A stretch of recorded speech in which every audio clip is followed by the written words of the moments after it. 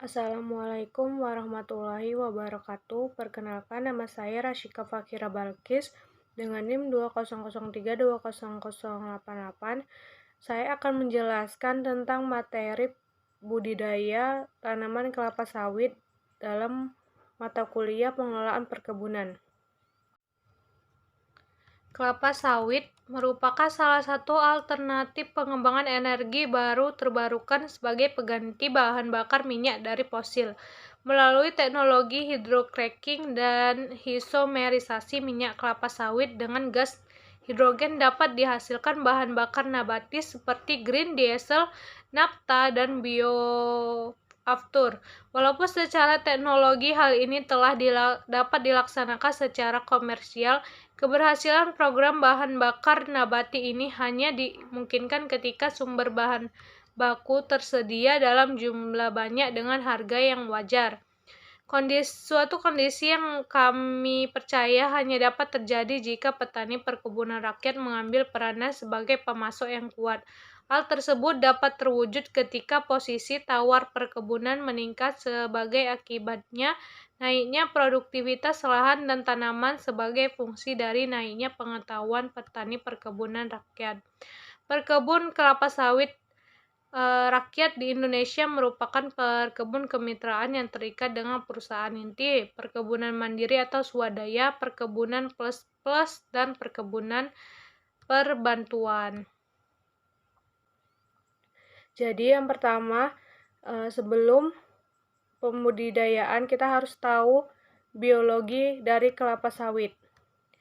Biologi kelapa sawit dimulai dari daun. Daun kelapa sawit merupakan daun majemuk. Daunnya menyerupai daun pada tanaman kelapa. Panjang pelepah daun sekitar 6,5 sampai 9 meter, tergantung varietasnya. Semakin pendek pelepah daun, semakin banyak populasi kelapa sawit yang dapat ditanam per satuan luas, sehingga semakin tinggi produktivitasnya. Jumlah anak daun pada setiap pelepah berkisar antara 250 sampai 400 helai. Produksi pelepah daunnya selama 1 tahun dapat mencapai 20 sampai 30 pelepah. Selanjutnya yaitu umumnya daun kelapa sawit memiliki filotaksis yang merupakan lipatan angka 8.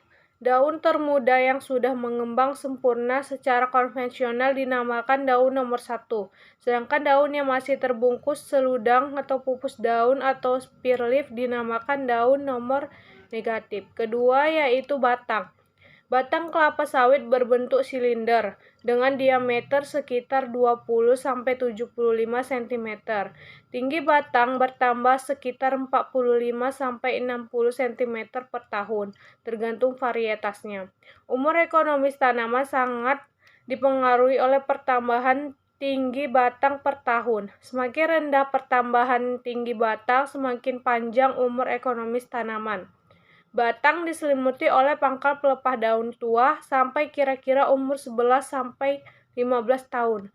Setelah itu, bekas pelepah daun mulai rontok. Biasanya mulai dari bagian tengah batang, lalu meluas ke atas dan ke bawah. Batang kelapa sawit tua biasanya sudah tidak ada lagi bekas tangkai pelepah daun tua, kecuali sedikit di bawah tajuknya. Selanjutnya yaitu akar. Akar berfungsi untuk menunjang struktur batang di atas tanah, menyerap air dan unsur-unsur hara dari dalam tanah, serta sebagai salah satu alat respirasi. Sistem perakaran kelapa sawit merupakan sistem akar serabut, terdiri dari akar primer, sekunder, tersier, dan kuarterner. Akar primer umumnya berdiameter 6 sampai 10 mm, keluar dari pangkal batang dan menyebar secara horizontal dan menghujam ke dalam tanah dengan sudut beragam. Akar sekunder berdiameter 2 sampai 4 mm, akar tersier berdiameter 0,7 sampai 1,2 mm. Akar kuarter berdiameter 0,1 sampai 0,3 mm, panjangnya hanya 1 sampai 4 mm dan tidak berlignin atau tidak mengandung zat kayu. Selanjutnya itu bunga. Kelapa sawit merupakan tanaman berumah satu, artinya bunga jantan dan bunga betina terdapat pada satu pohon. Rangkaian bunga jantan terpisah dengan rangkaian bunga betina. Walaupun demikian, kadang-kadang dijumpai juga bunga jantan dan betina pada satu tandan. Umumnya, tanaman kelapa sawit melakukan penyerbukan silang. Bunga muncul dari ketiak daun dan setiap ketiak daun hanya dapat menghasilkan satu inflorescence atau bunga majemuk. Selanjutnya itu buah. Buah terkumpul di dalam tandan. Dalam satu tandan terdapat sekitar 1.600 brondolan. Tanaman muda akan menghasilkan 20-22 tandan per tahun. Jumlah tandan buah pada tanaman tua sekitar 12-14 tandan per tahun. Berat setiap tandan sekitar 25-35 kg. Berdasarkan ketebalan cangkang, kelapa sawit dibedakan menjadi tiga tipe. Yang pertama yaitu Piscifera, yaitu tipe yang tidak membentuk cangkang dan umumnya mengalami aborsi buah.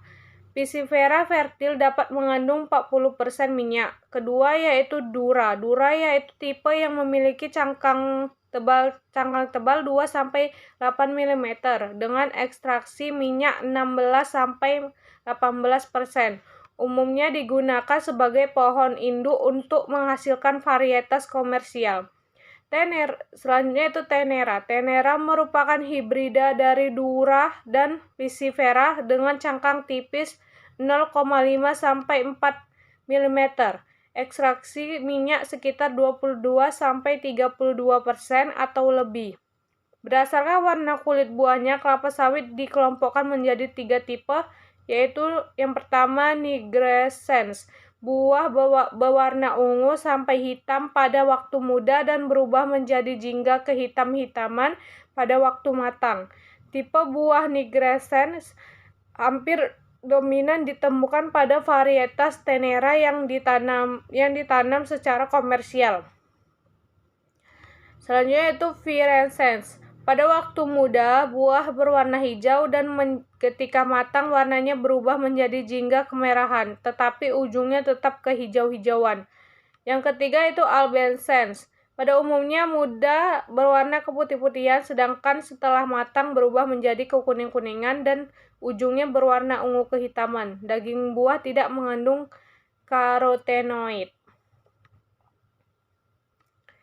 Ekologi kelapa sawit. Daerah pengembangan tanaman kelapa sawit yang sesuai berada pada 15 derajat LU dan 15 derajat LS.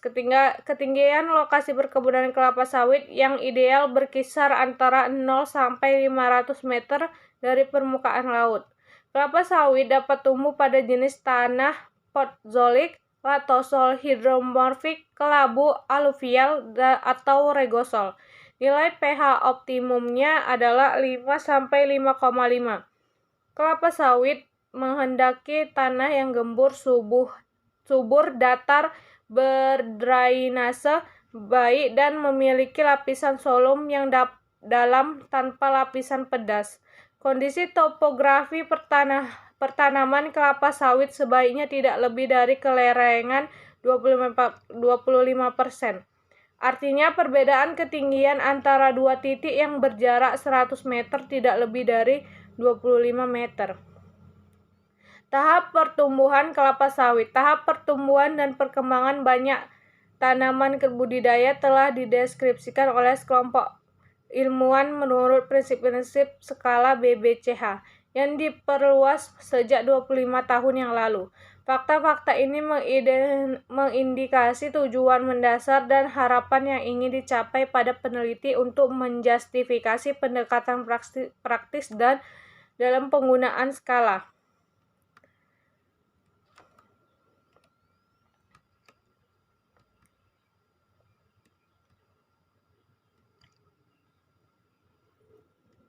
Selanjutnya yaitu proses pembibitan.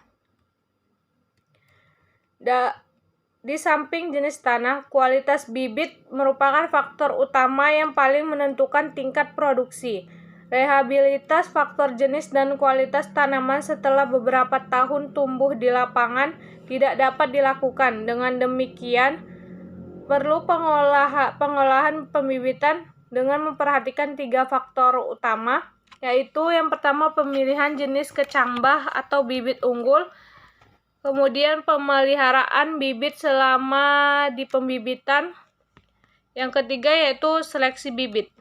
Yang pertama yaitu pemilihan jenis kecambah. Kualitas kecambah merupakan faktor utama untuk menentukan tinggi rendahnya produksi. Pemilihan kecambah berkualitas penting dilakukan guna memastikan tingginya produksi. Tujuannya yaitu untuk mendapatkan kecambah unggul sehingga setelah ditanam dapat memberikan hasil atau produksi yang tinggi. Caranya yaitu sebanyak 26 varietas, 16 diantaranya dihasilkan oleh produsen benih swasta yang telah dilepas sebagai varietas unggul, yang dapat dipasarkan untuk memenuhi kebutuhan konsumen di seluruh wilayah Indonesia. Potensi produksi produsen benih kelapa sawit domestik Indonesia tahun 2008 adalah 151 juta butir kecambah, sedangkan kebutuhan pasar diperkirakan mencapai 230 juta butir, sehingga pemerintah pada tahun ini membuka keran impor benih dari luar negeri. Rantai tata niaga benih kelapa sawit di Indonesia memiliki 2 pola, yaitu pola distribusi langsung dan tidak langsung. Pada distribusi langsung, produsen menjual kecambahnya langsung kepada konsumen akhir tanpa melalui perantara. Pemasaran benih dilengkapi dengan surat persetujuan penyaluran benih kelapa sawit yang dikeluarkan oleh Dinas Perkebunan setempat. Setelah itu dilakukan prosedur administrasi, penjualan kecambah, pembayaran, serta penentuan jadwal tentatif pengiriman kecambah. Pola distribusi tidak langsung dilakukan dengan sistem waralaba, atau produsen menyediakan benih kelapa sawit kepada penangkar benih, lalu penangkar benih membibitkannya sampai siap tanam. Selanjutnya itu pemeliharaan bibit. Kecambah yang unggul perlu dipelihara dengan baik. Tanpa pemeliharaan yang baik, kecambah unggul sekalipun sulit berproduksi tinggi. Pemeliharaan merupakan aspek penting yang perlu diperhatikan. Tujuannya yaitu untuk memelihara kecambah jenis unggul sehingga didapatkan bibit siap tanam yang baik. Caranya, pertama, baby bag sudah diisi tanah dan disusun di bedengan dengan sistem instalasi air yang sudah dipasang sebelum kecambah datang. Selanjutnya, kecambah yang datang langsung diseleksi lalu ditanam di baby bag. Lalu pemeliharaan di pre-nursery meliputi hal-hal sebagai berikut. Yang pertama yaitu penyiraman. Penyiraman dilakukan pagi dan sore setiap hari jika curah hujan pada hari sebelumnya kurang dari 8 mm. Kebutuhan air 0,2 sampai 0,3 liter per baby bag per hari. Penyiraman secara mekanis dapat dilakukan dengan menggunakan sistem irigasi selang berlubang mikro-kiriko. Sistem tersebut menciptakan penyiraman seperti hujan gerimis buatan. Penyiraman secara manual dapat dilakukan dengan menggunakan pompa robin dan selang yang ujungnya dilengkapi dengan kepala gembor agar tidak dapat erosi permukaan tanah di dalam baby bag. Selanjutnya itu pengendalian gulma. Dilakukan dengan cara manual, yaitu mencabut gulma dalam baby bag. Bersamaan dengan pengendalian gulma tersebut, dilakukan penambahan tanah ke dalam baby bag untuk bibit doyong dan yang tersembul akarnya. Selanjutnya itu pemupukan. Aplikasi pemupukan dapat dilakukan secara konvensional maupun secara teknologi pupuk yang melepaskan unsur hara secara terkendali. Penyiraman dengan larutan pupuk harus dilakukan sore hari setelah penyiraman dengan air selesai dilakukan pada pagi atau siang hari. Pengendalian hama dan penyakit tanaman. Metode pengendalian hama dan penyakit di pre-nursery sangat tidak dianjurkan karena tanaman masih sangat rentan terhadap pestisida, apalagi yang mengandung logam berat seperti tembaga, air, raksa, dan timah. Pengendalian hama dan penyakit umumnya dilakukan secara manual, seperti memasang jaring dan mengutip hama di lapangan. Pemeliharaan di menagerie meliputi hal-hal sebagai berikut, yaitu penyiraman dilakukan pagi dan sore hari jika curah hujan pada hari sebelumnya kurang dari 10 mm. Kebutuhan air 2-3 liter per bag per hari. Selanjutnya itu penyiraman secara mekanis dapat dilakukan dengan menggunakan sistem irigasi selang berlubang mikrokriko yang menciptakan penyiraman seperti hujan gerimis buatan, dan penyiraman secara manual dapat dilakukan dengan menggunakan pompa robin dan selang yang ujungnya dilengkapi dengan kepala gembor agar tidak terjadi erosi permukaan tanah di dalam raceback. Pengendalian gulma. Pengendalian gulma dalam raceback dilakukan dengan cara manual sebulan sekali sampai bibit cukup besar. Konsolidasi bibit atau mendirikan dan menegakkan bibit doyong dilakukan bersamaan dengan pengendalian gulma. Gulma di antara raceback dapat dikendalikan secara kimia dengan herbisida glisofat amifosate 480 AS dosis 2-2,5 liter per hektar blanket. Konsentrasi 0,5%. Nozzle yang digunakan adalah polyjet kuning atau VLV 200. Posisi nozzle harus lebih rendah dari permukaan led. Selanjutnya itu pemupukan. Pemupukan secara konvensional dilakukan dengan pemberian NPK compound 15-15-64 sebanyak 5-10 gram setiap 2 minggu mulai transplanting sampai umur 7 bulan. Dilanjutkan dengan NPK 12-12-17-2 sebanyak 20-30 gram setiap bulan sampai umur bibit 12 bulan. Pemupukan dengan pemberian pupuk CRF seperti Meister MX 26-14-3 cukup dilakukan sekali dengan dosis 50 gram per bibit pada saat transplanting dari pre-nursery ke menagerie dan ditambah booster 30 gram NPK pada umur 9 bulan. Pemupukan harus menggunakan takaran.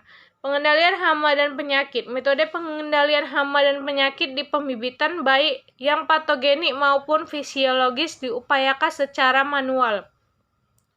Pengendalian secara kimiawi adalah upaya terakhir yang dilakukan karena memiliki dampak keracunan yang dapat merusak bibit. Selanjutnya yaitu seleksi.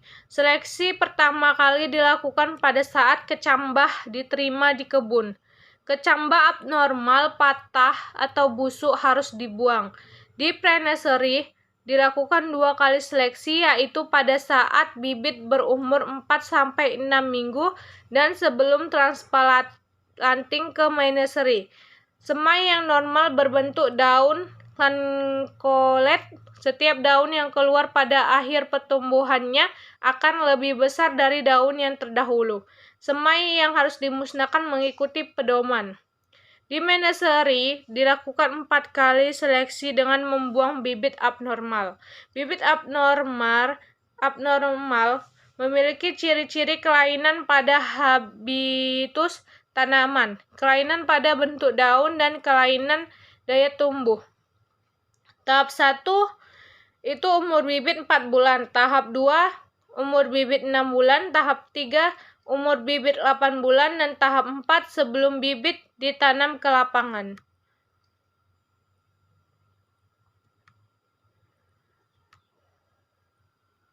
Selanjutnya yaitu penanaman kelapa sawit. Yang pertama adalah Pemancangan atau pengajiran dilakukan untuk menentukan tempat yang ada ditanami kelapa sawit sesuai dengan jarak tanam yang dipakai. Tujuannya yaitu memberikan tanda-tanda untuk pembuatan lubang tanam sesuai dengan populasi yang direncanakan dan sebagai pedoman untuk pembuatan teras atau tapak kuda, drainase lapangan, dan menanam kacangan.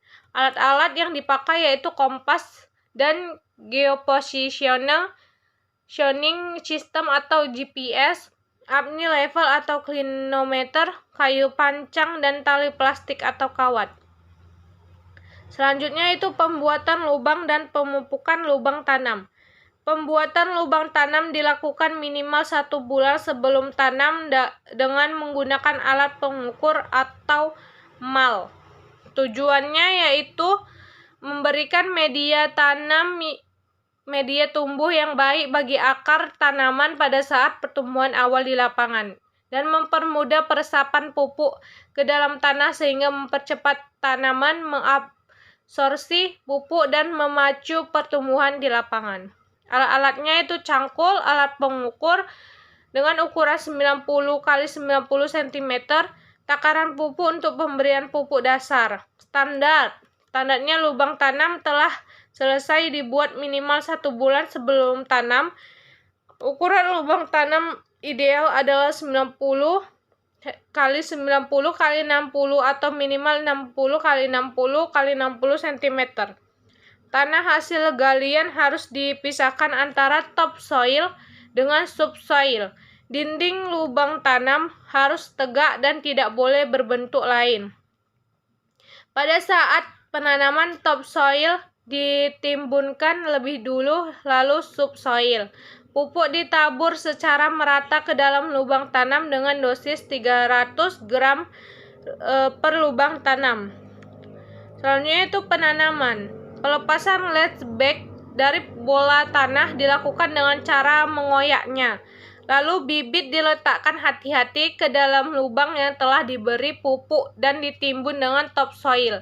Permukaan atas bola tanah harus sejajar dengan permukaan tanah asli. Berdirinya bibit harus benar-benar tegak di tengah lubang tanam sehingga barisan tanaman lurus.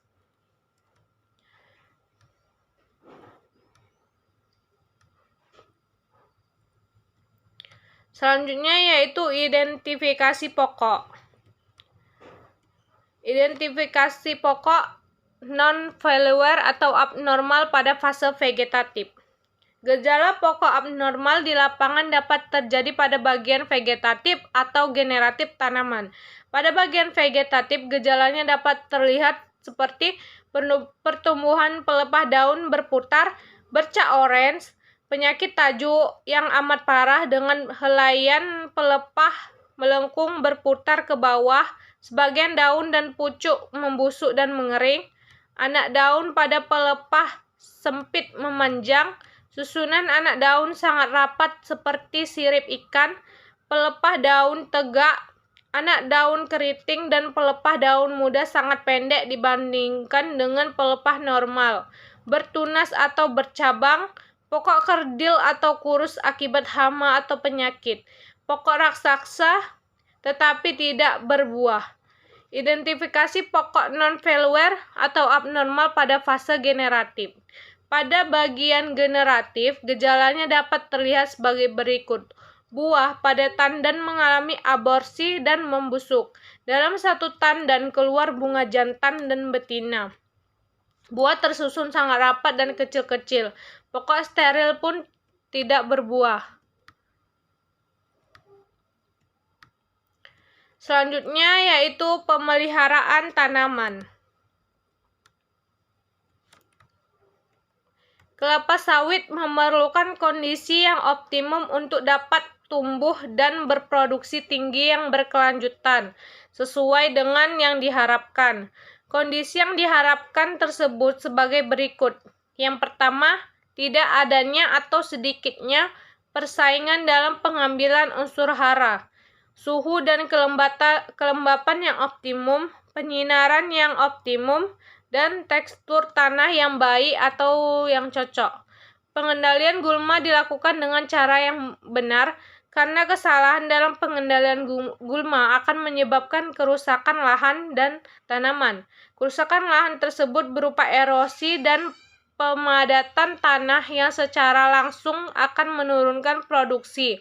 Kerusakan tanaman antara lain berupa pelukaan akar yang dapat merusak tanaman secara langsung serta mengganggu proses pengambilan unsur hara dan akan menyebabkan akar mudah terinfeksi cendawan atau penyakit atau jamur. Untuk mendapatkan kondisi tersebut perlu dilakukan pekerjaan konservasi tanah dan pengendalian gulma. Pengendalian gulma meliputi yaitu pengendalian lalang atau penyemprotan lalang, whipping lalang. Garuk piringan, penyemprotan piringan, pasar, pikul, dan tempat pengumpulan hasil atau TPH. Bongkar tumbuhan pengganggu dan babat pakisan. Selanjutnya itu konservasi tanah. Tanah merupakan media penyimpanan unsur hara yang dibutuhkan oleh tanaman. Lebih jauh, tanah dapat berfungsi sebagai media untuk berkembangnya akar. Kondisi tanah yang subur sangat dibutuhkan untuk menghasilkan kelapa sawit yang berproduksi tinggi. Tujuannya yaitu untuk mempertahankan kesuburan tanah baik secara fisik, kimia, maupun biologi. Jenis-jenis sarana konservasi tanah yaitu yang pertama, kacangan penutup tanah pada tanah rata, kacangan dan benteng teras, serta tapak kuda pada tanah yang agak miring dan miring. Selanjutnya itu teras bersambung pada tanah miring dan sangat miring, tapak kuda pada tanah miring, dan penanaman Flamingea sp pada tanah timbun. Pembibitan parit atau drainase pada tanah-tanah rendahan di setiap klasifikasi kemiringan tanah. Alat yang dibutuhkan sesuai dengan kebutuhan baik secara manual seperti cangkul dan secara mekanis alat berat seperti bulldozer atau eskavator. Rotasinya sesuai dengan kebutuhan. Umumnya pembuatan hanya dilakukan sekali dan dilanjutkan dengan pemeliharaan rutin setahun sekali. Selanjutnya yaitu pengendalian lalang. Lalang merupakan salah satu kompetitor bagi tanaman kelapa sawit. Agar kelapa sawit dapat berproduksi optimal, keberadaan lalang perlu dikendalikan. Tujuannya untuk menekan pertumbuhan lalang karena merupakan pesaing bagi tanaman kelapa sawit dalam pengambilan unsur hara dari dalam tanah dan dapat menurunkan produksi sebesar 25%. Cara mengendalikan lalang adalah pertama, kondisi kebun yang hanya ditumbuhi sedikit sekali lalang bisa dikendalikan dengan whipping lalang, yaitu dengan mengusap permukaan daun lalang dengan kain yang telah dibasahi larutan herbisida. Tahap-tahap pekerjaan whipping lalang yaitu yang pertama, kain katun dibutuhkan yang berukuran 3 cm x 12 cm dibalurkan pada 3 jari tangan. Lalu rumput lalang dibersihkan dari sampah-sampah di sekitar pangkalnya dengan menggunakan arit kecil. Selanjutnya jari tangan yang dibalut dicelupkan ke dalam larutan herbisida, lalu diperas sedikit agar tidak menetes. Selanjutnya yaitu penyapuan atau whipping, dimulai dari batang bawah sampai ke ujung daun secara merata dan basah. Lalu dilakukan per helai daun lalang. Lalu hindari pecahnya batang atau daun lalang, apalagi tercabut sewaktu whipping atau pembersihan sampah. Untuk menghindari terjadinya lalang yang tidak whipping atau tertinggal atau terjadi pengulangan whipping, maka ujung lalang yang telah di whipping diputus sekitar 1 cm sebagai tanda. Herbisida yang dipakai adalah glifosate seperti amifosate 480 AS dengan konsentrasi 1-1,3% ditambah surfaktan dengan konsentrasi 0,5%. Pertumbuhan lalang yang sporadis atau terpencar-pencar akan lebih efektif jika dikendalikan dengan metode spot spraying. Metode pengendalian yang efektif pada pertumbuhan lalang yang meluas adalah cara penyemprotan total. Selanjutnya itu garuk piringan. Keberadaan gulma pada piringan kelapa sawit dapat menyulitkan pemeliharaan tanaman. Kondisi piringan yang bersih dari gulma juga dapat menghindarkan tanaman dari serangan hama dan infeksi penyakit. Tujuannya itu untuk membersihkan piringan dari rumput-rumputan, kacangan, sampah, dan tumbuhan lainnya untuk memudahkan pengutipan brondolan dan tempat penaburan pupuk. Standarnya piringan harus bersih. Jari-jari piringan 1 meter pada umur 1-2 tahun. 1,5 meter pada umur 2-3 tahun, dan 2 meter pada umur 3-4 tahun. Caranya, piringan digaruk bersih dengan alat garuk. Gulma yang terdapat pada pokok dicabut bersih sampai setinggi jangkauan tangan. Lalu di lahan rendahan atau basah dapat dilakukan dengan cara dibabat secara tandas. Kemudian garuk piringan, rotasi pertama mengarah ke dalam dan rotasi kedua mengarah keluar. Demikian selanjutnya bergantian arah. Selanjutnya itu penyemprotan piringan, pasar pikul, dan TPH. Salah satu upaya untuk mengurangi populasi gulma di perkebunan kelapa sawit yaitu dengan penyemprotan herbisida. Tujuannya di piringan untuk memudahkan pengutipan brondolan dan tempat penaburan pupuk, dan di pasar pikul untuk memudahkan pengeluaran hasil dari dalam kebun ke TPH dan memudahkan kontrol serta pemeliharaan. Pada TPH untuk mengurangi losses akibat brondolan yang tertinggal di TPH. Standarnya piringan, pasar pikul, dan TPH bersih dari gulma.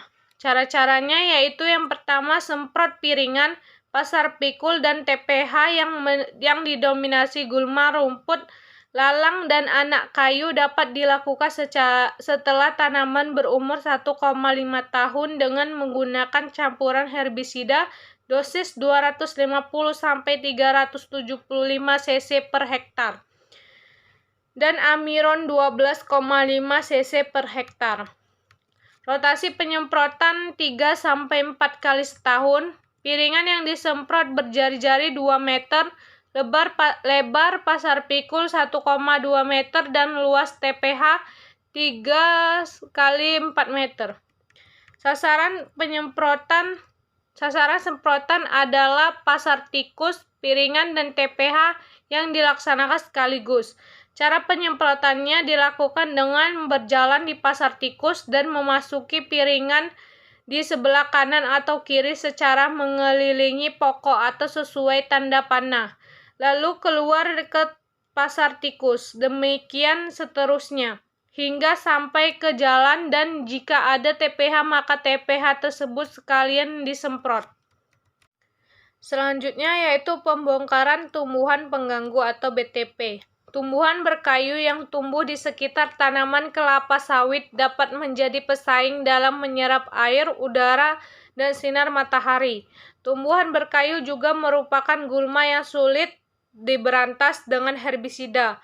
Oleh karena itu, pembongkaran tumbuhan berkayu biasanya dilakukan secara manual. Tujuannya yaitu mencegah tumbuhan berkayu menyaingi tanaman kelapa sawit dalam hal penyerapan air, udara, dan sinar matahari. Cara-caranya dilakukan dengan membongkar tumbuhan berkayu termasuk anakan liar kelapa sawit sampai akar-akarnya. Selanjutnya itu pembabatan pakisan di gawangan. Pakisan merupakan salah satu gulma yang sering ditemukan di areal tanaman kelapa sawit. Pakisan yang berada di gawangan perlu dibabat untuk menciptakan kondisi lingkungan yang optimal bagi pertumbuhan kelapa sawit. Tujuannya yaitu menekan pertumbuhan pakisan di gawangan agar tanaman kelapa sawit mendapat cahaya matahari yang cukup dan menciptakan lingkungan yang tidak terlalu lembab sehingga mengurangi serangan hama dan penyakit bagi pokok kelapa sawit. Standarnya gawangan bersih dari pakisan yang tumbuh tinggi dan dibolehkan tumbuh adalah pakisan non-pakis kawat yang tingginya hanya sekitar 50 cm.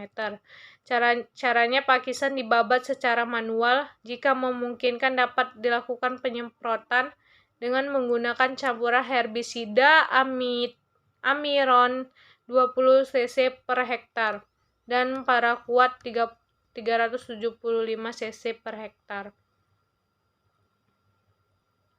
Selanjutnya yaitu pemupukan. Tanah mempunyai kemampuan yang terbatas dalam menyediakan unsur hara yang dibutuhkan kelapa sawit dalam keadaan seimbang.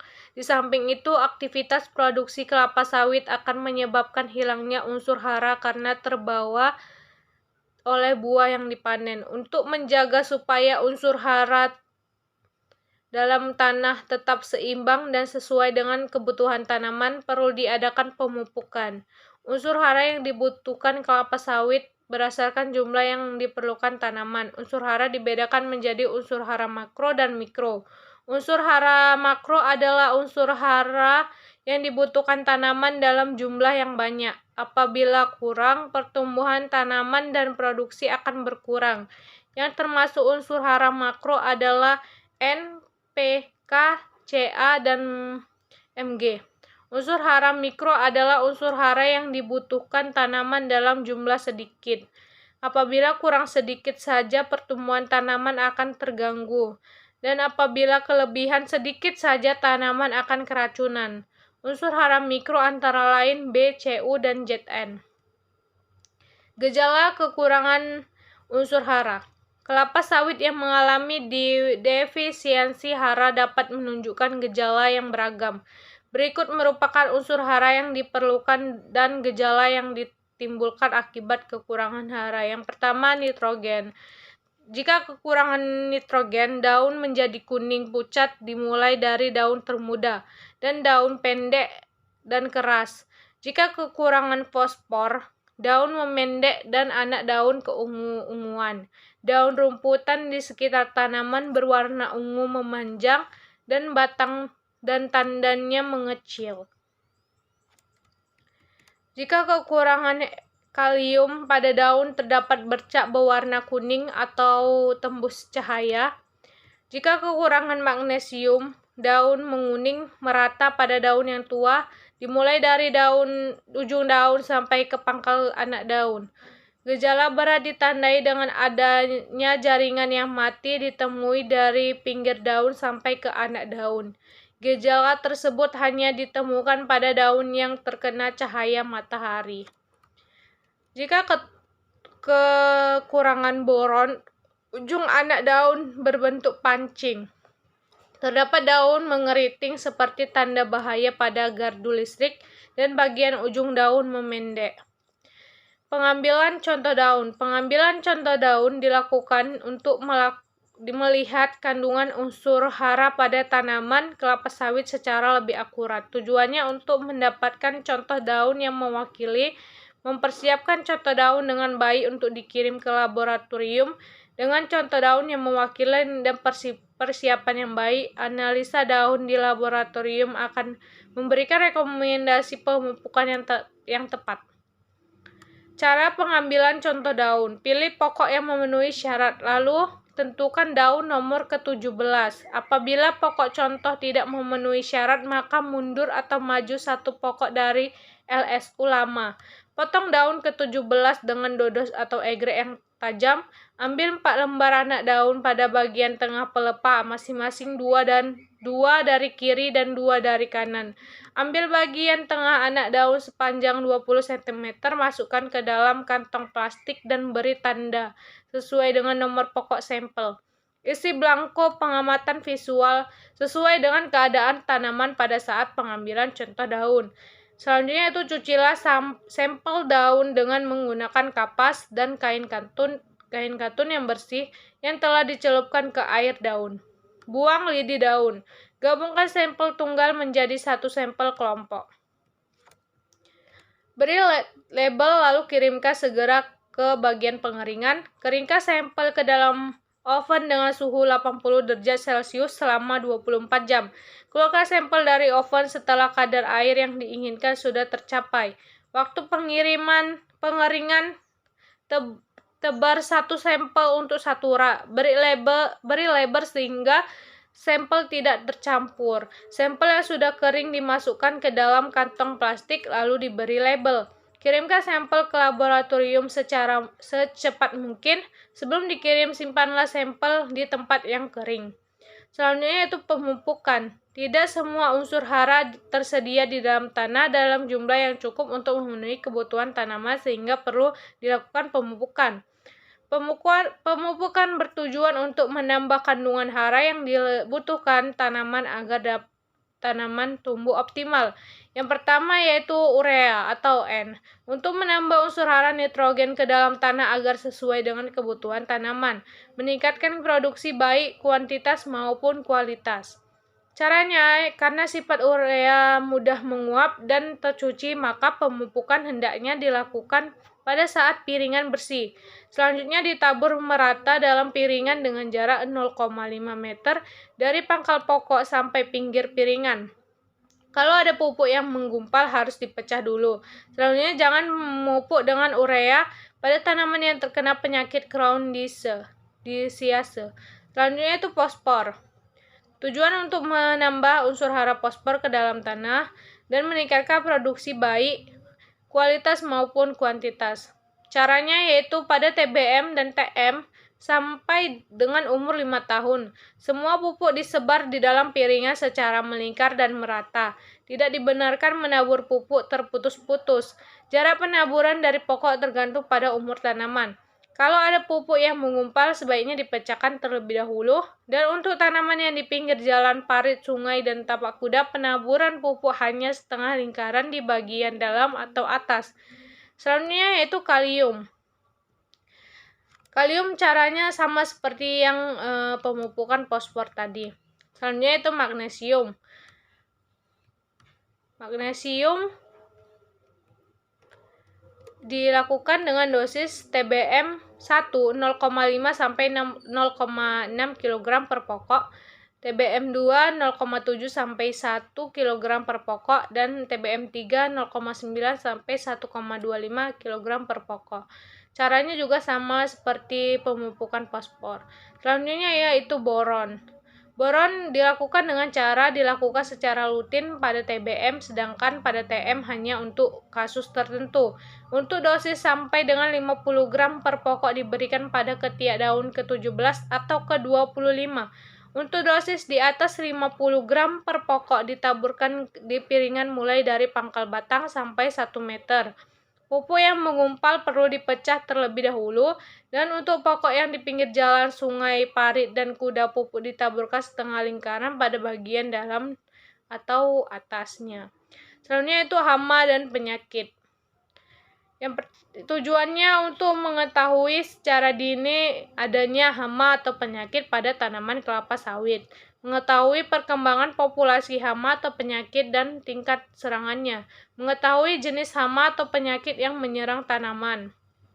Cara pengamatannya yang pertama global tallying, dilakukan pada titik sensus dan 6 pokok sensus secara bergantian setiap bulan.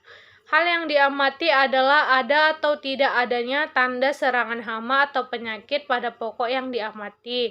Perhitungan jumlah ulat dilakukan pada daun ke-17 atau ke-25 dari pokok yang diamati.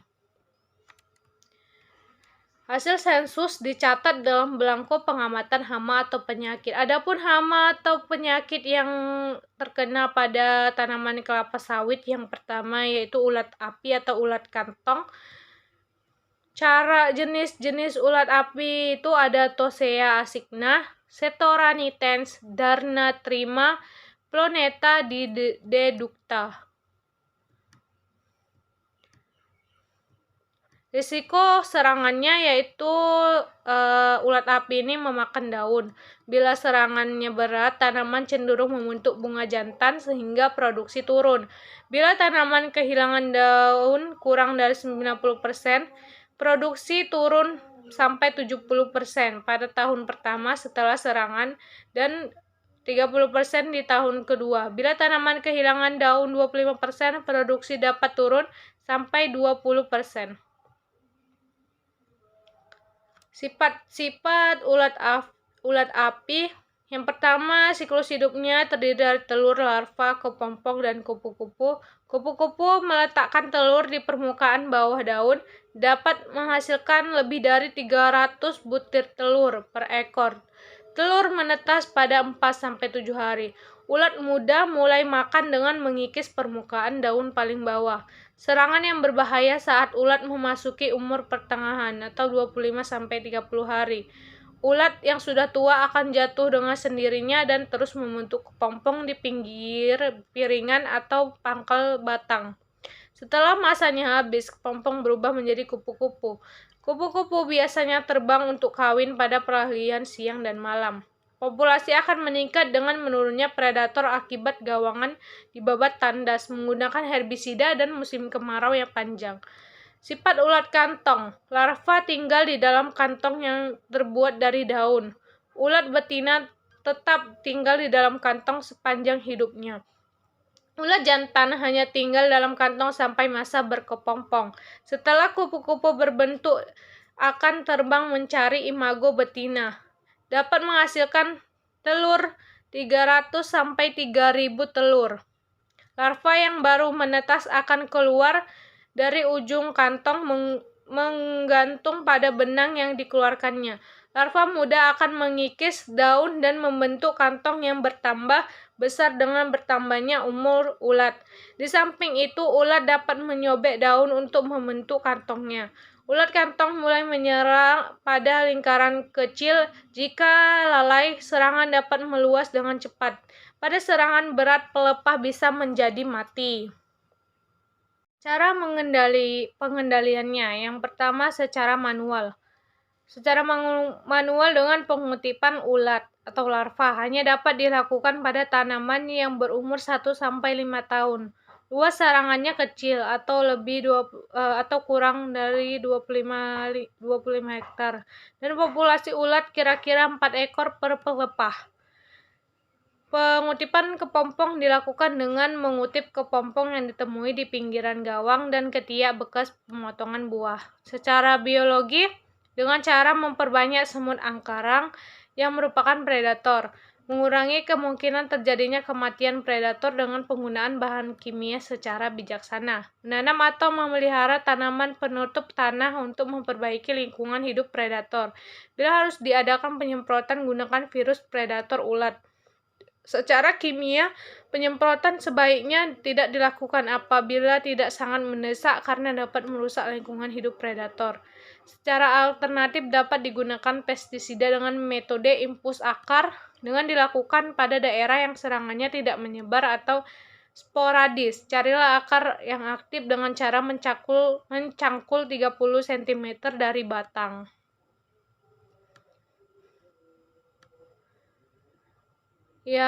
Selanjutnya yaitu tikus. Jenis-jenis tikus.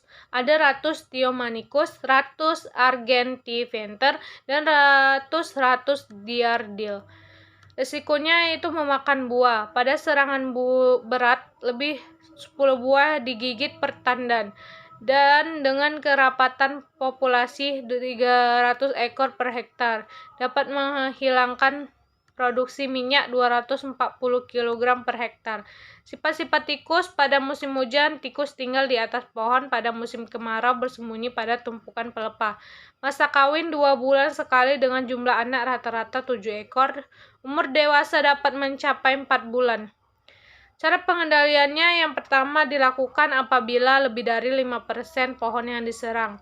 Dilakukan dengan cara pengumpanan atau meracun. Umpan diletakkan di piringan atau di ketiak pelepah atau pada tandan. Setelah 3 hari sejak pengumpanan, dilakukan pengamatan jumlah umpan yang dimakan. Apabila umpan racun yang dimakan lebih dari 20%, maka umpan perlu ditambah. Apabila umpan racun yang dimakan kurang dari 20%, maka umpan tidak perlu ditambah. Setelah 1 bulan sejak pemberian umpan, perlu dilakukan observasi lagi. Apabila ditemukan serangan berat, perlu dilakukan pemberian umpan lagi. Selanjutnya itu kumbang tanduk. Kumbang tanduk mempunyai sifat menyerang tanaman muda di lahan yang baru diremajakan atau tanaman muda yang berdekatan dengan kampung yang banyak melakukan penebangan kelapa. Kumbang tanduk bersarang di bekas pelapukan tanaman kelapa atau kelapa sawit. Resikonya dalam keadaan serangan ringan, pelepah daun jadi patah akibat gerekan kumbang daun, dan apabila menyerang atau merusak titik tumbuh tanaman akan mati. Cara pengendaliannya yaitu dilakukan dengan cara sanitasi lingkungan dan penanaman kacang penutup tanah, terutama Mucuna sp. Penyakit busuk tandan buah atau cendawan. Populasi pokok yang diserang busuk tandan buah di bawah ambang ekonomi. Resikonya menyebabkan buah busuk. Buah busuk tidak dapat diangkut ke pabrik karena merusak mutu minyak. Sifat-sifatnya disebabkan oleh cendawan Marasmius palmivorus yang senang hidup pada daerah dengan kelembapan tinggi dan tanaman yang tidak bersih dari bekas bunga jantan dan tumbuhan epifit. Penunasan yang terlalu berat akan menyebabkan busuknya buah. Terlihat cendawan atau michelia berwarna putih pada kulit buah dan tandan yang sudah berumur 2-4 bulan. Menyerang tandan buah yang terbawah. Pengendaliannya yaitu melakukan penunasan sesuai dengan petunjuk, membuang dan membakar buah serta bunga yang busuk. Selanjutnya yaitu crown disease. Resikonya yaitu tanaman terlambat berproduksi dan buah tidak normal. Batang yang terinfeksi dengan penyakit ini akan mendapat serangan penyakit busuk pucuk. Sifat-sifatnya menyerang tanaman yang belum menghasilkan. Pelepah yang muncul tidak membuka sempurna dan jadi bengkok-bengkok. Pada daun yang belum membuka terlihat pembusukan yang berwarna coklat dan menyebar mulai dari bagian tengah. Anak daun jadi terputus, lalu diikuti oleh infeksi sekunder jamur lainnya. Serangan biasanya sudah terlihat sejak di pembibitan. Ketika serangan lebih ditentukan oleh faktor keturunan. Pemberian pupuk nitrogen akan memperburuk keadaan tanaman. Pengendaliannya itu dilakukan seleksi dengan sebaik-baiknya di pembibitan agar bibit yang terserang penyakit ini tidak tertanam di lapangan dan jangan berikan pupuk nitrogen pada tanaman yang terserang. Rotasinya tergantung dari populasi dan tingkat serangan. Selanjutnya itu common spear root. Common spear root yaitu cendawan yang menyebabkan infeksi sekunder. Sifat-sifatnya merupakan infeksi sekunder setelah terserang busuk tajuk. Busuk pada daun baru akan berlanjut pada bagian yang lebih muda. Pengendaliannya yaitu bagian pelepah yang terserang perlu dicabut atau didodos. Pada serangan berat sebaiknya tanaman ditumbang dan diganti apabila masih memungkinkan.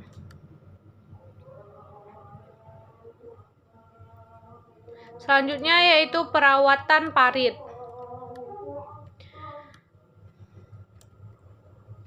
Caranya membuat sistem drainase berjenjang berupa drainase lapangan, drainase pengumpul, dan drainase pembuangan. Drainase lapangan berupa parit buatan yang berfungsi menahan air yang ada dan mengalirkannya di permukaan tanah. Drainase pengumpul dibangun berupa parit buatan, kolam, waduk, dan sebagainya yang berfungsi mengumpulkan air dari suatu areal tertentu dan mengalirkannya ke pembuangan. Drainase pengumpul dapat juga berupa teras bersambung dan benteng yang mekanisme pembuangan airnya melalui mekanisme penyerapan tanah.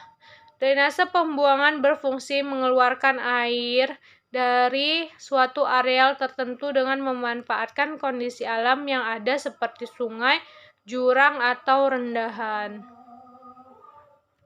Selanjutnya yaitu panen atau potong buah.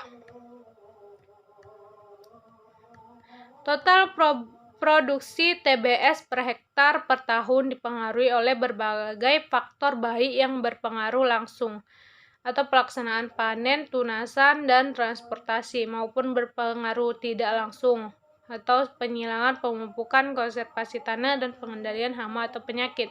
Panen atau potong buah untuk mendapatkan TBS dengan rendemen yang tinggi perlu pelaksanaan panen yang baik dan sesuai standar matang panen serta pelaksanaan transportasi yang baik. Kandungan asam lemak yang rendah akan didapatkan dengan melakukan panen sesuai dengan standar matang panen dan pengangkutan yang lancar segera setelah buah dipanen. Jalan adalah prasarana yang mutlak ada dan membutuhkan biaya investasi cukup tinggi. Kerusakan jalan akan memperlambat pengangkutan TBS ke pabrik dan pupuk mati dari gudang ke lapangan. Caranya yang pertama, potong TBS yang sudah memenuhi standar dengan menggunakan alat yang tepat seperti dodos untuk pokok rendah, egrek untuk pokok tinggi. Pelepasan yang dipotong dapat dipanen disusun rapi di gawangan mati. Brondolan dikutip bersih termasuk di pelepah karena brondolan mempunyai minyak lebih dari 40%. Gagang tandan dipotong mepet atau cangkem kodok. Panjang gagang maksimum 2 cm. Tandan dan brondolan diangkut ke TPH. Tandan disusun rapi di TPH, brondolan ditumpuk terpisah di pinggir TPH. Cabang yang ditinggal di pokok harus lebih dari 48 cabang per pokok atau songgo 2. Bila perlu panen tanpa membuang pelepah. Alat-alat yang digunakan dodos atau egrek, kampak untuk memotong gagang panjang, angkong, dan gancu. Rotasinya 7 hari sekali kembali ke seksi potong buah yang sama. Produktivitas hasil TBS per hektar. Produktivitas hasil panen TBS per hektar per tahun ditentukan oleh keaslian sumber genetik tanaman yang digunakan. Produktivitas hasil panen TBS per hektar per tahun jenis bibit yang sama akan berbeda pada kondisi kelas sesuai lahan yang berbeda pula. Produktivitas hasil sangat ditentukan oleh umur tanaman. Produktivitas hasil ditentukan oleh efektivitas tenaga kerja, yaitu output potong buah per hari kerja, pusingan potong buah, kematangan buah, loss panen, dan jumlah tenaga potong buah yang tersedia. Tunas pokok. Caranya, pelepah yang lebih dari standar ditunas mepet berbentuk tapak kuda, arah keluar. Pelepasan bekas tunasan disusun rapi di gawangan mati. Jangan membuang atau memotong pelepah melebihi standar yang ditetapkan. Apabila kita tetap melakukan penunasan atau membuang pelepah lebih dari standar, baik saat panen maupun penunasan secara khusus, berarti kita lebih berbahaya dari ulat api dan ulat kantong. Apabila pelepah dibuang lebih dari standar, dapat berakibat sebagai berikut. Yang pertama, pengambilan unsur hara dan proses pengolahan menjadi makanan oleh daun akan tidak sempurna. Pembentukan TBS tidak sempurna, kematangan TBS tidak merata, dan TBS yang terbentuk menjadi busuk. Tanaman hanya mengeluarkan bunga-bunga jantan dan pertumbuhan batang cepat semakin ke atas semakin kecil. Alat-alat yang digunakan dodos untuk tanaman umur kurang dari 8 tahun, egrek untuk tanaman umur 8 tahun atau lebih, dan kampak untuk memotong gagang panjang. Rotasinya setiap 9 bulan atau 1,33 rotasi per tahun. Selanjutnya yaitu transportasi. Hasil panen perlu segera dikirim ke pabrik secepat mungkin untuk menjaga agar kualitasnya tidak menurun. Mempersiapkan alat transportasi yang dapat berfungsi dengan baik merupakan hal yang penting untuk dilakukan. Tujuannya yaitu mengangkut TBS dan brondolan dari TPH ke pabrik sesegera mungkin agar asam lemak bebas atau ALB minyak tidak lebih dari 3% dan mendapat rendemen minyak kelapa sawit setinggi mungkin. Standarnya TBS yang diangkut memenuhi standar matang panen, brondolan harus diangkut semuanya. Cara-caranya, yang pertama, TBS yang diangkut adalah TBS yang berada di TPH dan sudah diterima oleh kerani buah. Parkirlah truk atau traktor di pinggir jalan dekat TPH, jangan sampai masuk ke dalam parit. Seluruh buah yang sudah diantrikan di TPH harus terangkut hari itu juga ke TPS. Pemeliharaan jalan. Kondisi jalan yang baik dan terawat dapat membantu kelancaran proses pengangkutan hasil panen tepat waktu. Dengan demikian diharapkan kualitas rendemen yang dihasilkan tinggi. Tujuannya memelihara jalan drainase dan struktur jalan dari segala kotoran dan rumput yang tumbuh agar pengangkutan TBS dan dari kebun ke pabrik selalu lancar. Standarnya permukaan jalan padat dengan bentuk punggung kerbau sehingga air hujan tidak menggenang di badan jalan. Tidak ada bahan organik di badan jalan.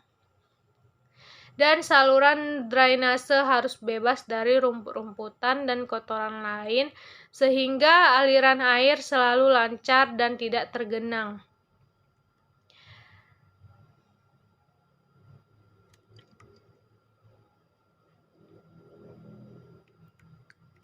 Adapun cara-caranya, yang pertama diadakannya pemeliharaan secara rutin. Parit harus dibersihkan dari kotoran dan rumput-rumputan. Rumput pada bagian bahu jalan harus dibabat tandas, dan pelepas sawit dan bahan organik lainnya jangan dibuang ke sungai supaya jembatan tidak cepat rusak. Alat yang digunakan sesuai dengan kebutuhan dari cara manual dengan cangkul sampai cara mekanis dengan rod grader. Dan rotasi sesuai dengan kebutuhan umumnya 1-2 tahun sekali.